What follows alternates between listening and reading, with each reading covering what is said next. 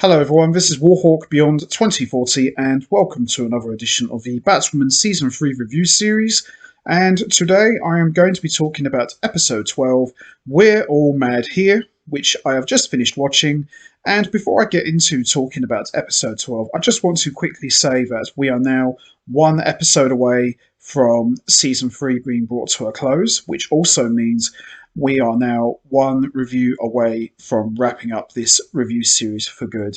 And in my honest opinion, I've quite enjoyed season 3. It's been a good solid season, some great episodes, some memorable moments, couple of clunkers obviously, but by and large I would say that this has been one of the show's better seasons compared to seasons 1 and 2.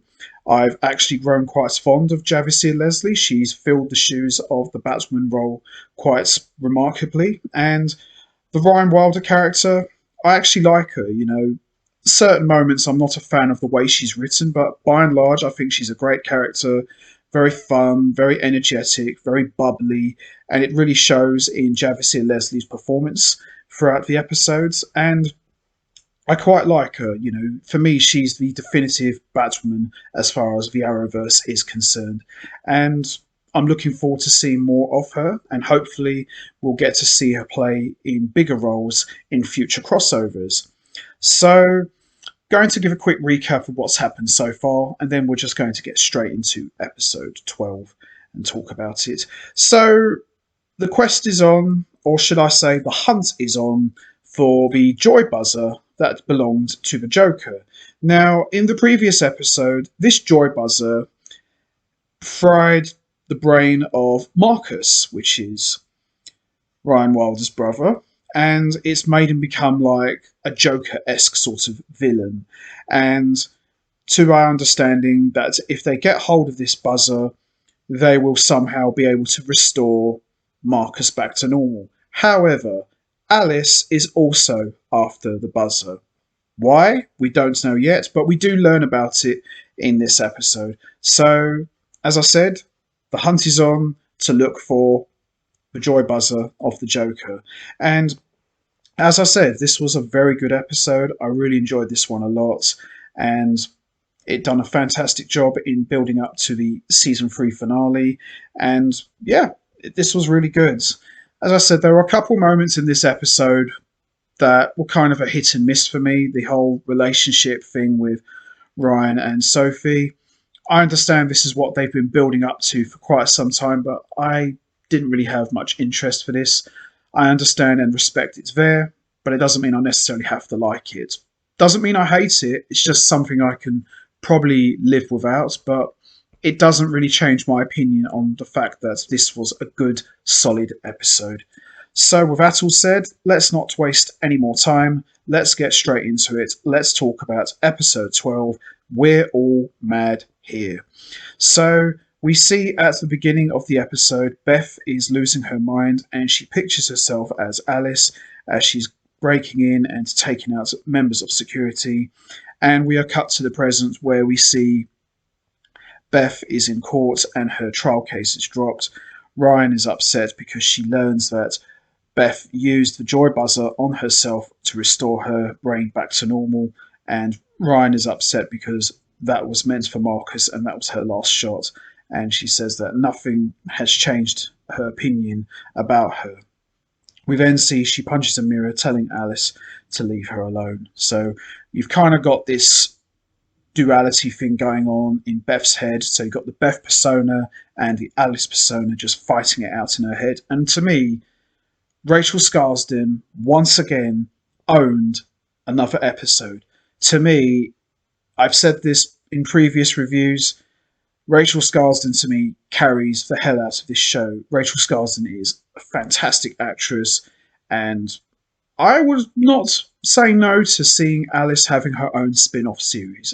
I don't think that could happen, but it's definitely something I would welcome because Rachel Scarsden, she's just phenomenal as Alice, and to me, she's definitely one of the best things about this show. So we see Batwoman goes after one of Marcus's lawyers, and we see Sophie wakes up alone, and she thinks it's Ryan at the door, and in walks Ryan's mum. Awkward. So we see Beth shows up looking for the buzzer, and Mary tells her she should have been gone from Gotham by now, and she was supposed to leave town. As we remember, Mary gave her money. Mary blames her for letting her hurt a family member, as well as taking out a man who basically has left the family behind while she was poison ivy.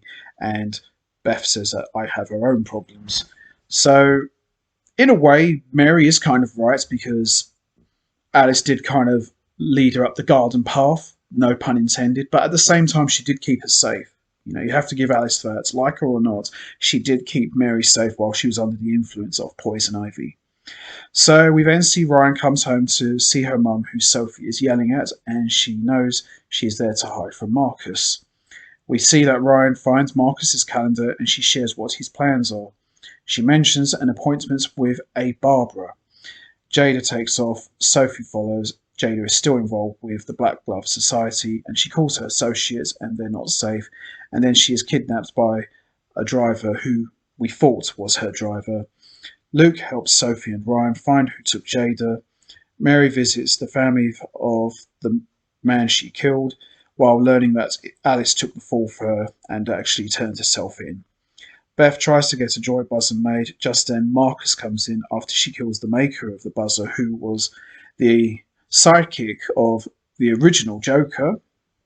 And then he gasses Beth with laughing gas. Marcus has brought togetherness from several members of the society and he has them all tied up in a weird looking room.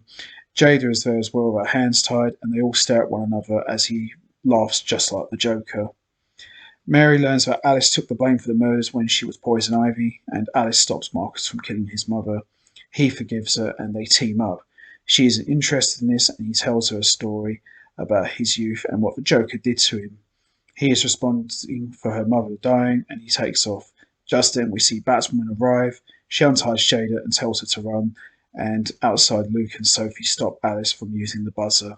And also, in this episode, we were treated to a cameo from Alice's old sidekick, Mouse, who she poisoned and killed at the end of season 1. So that was a nice treat. And then we see Marcus comes out of nowhere and brutally attacks Batwoman. And he talks to her and says to her that, let's fight it out. Let's take all our gloves off, so to speak. And she takes off her mask and they go at it. And Marcus shoots several bullets into Ryan. Excellent scene this was. She takes off and she's ready to face him. He tells her that she's just a hood rat and he shoots her, sending her falling backwards. Jada intervenes, shooting at Marcus and runs. At home, we see Sophie hands Ryan ice and they discuss going public with their relationship.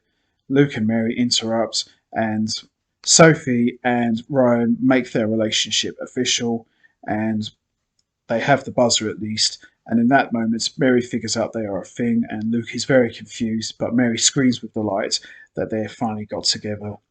And then we see Alice is back at Arkham and she continues to hallucinate and imagine seeing Mouse and Ocean standing there in her cell, but it's actually Mary who goes to visit her. But something new has happened and she apologizes in advance.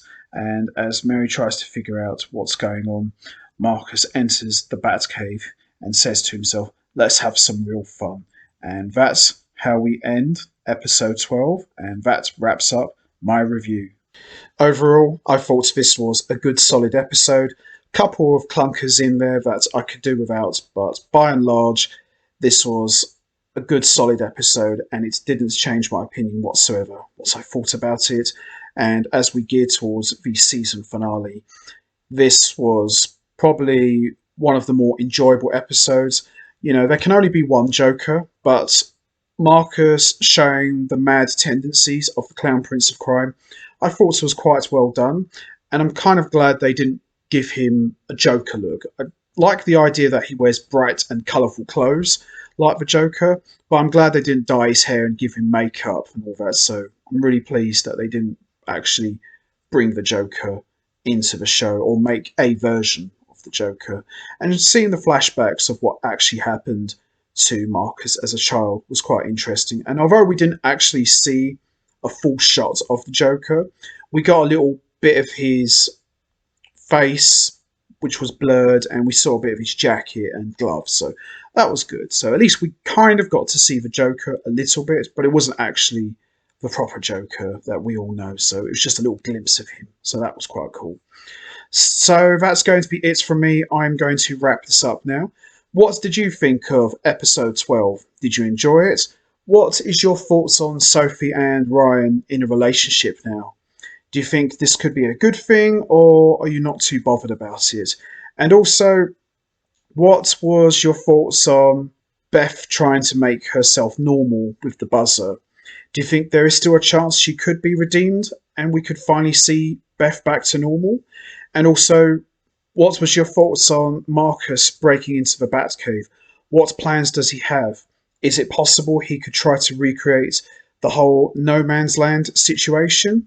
Or if so, could he be using the weapons in the Batcave against Batwoman? You know what to do, guys. Hit the like button, hit the subscribe button, leave your thoughts and comments down below, and I will see all of you next time for the final edition of the Batwoman Season 3 review series, where I am going to be talking about episode 13, which I'm actually looking forward to seeing and talking about, and it should be a good one, especially with the way this episode ended, and I'm really interested to see how all of this is going to play out.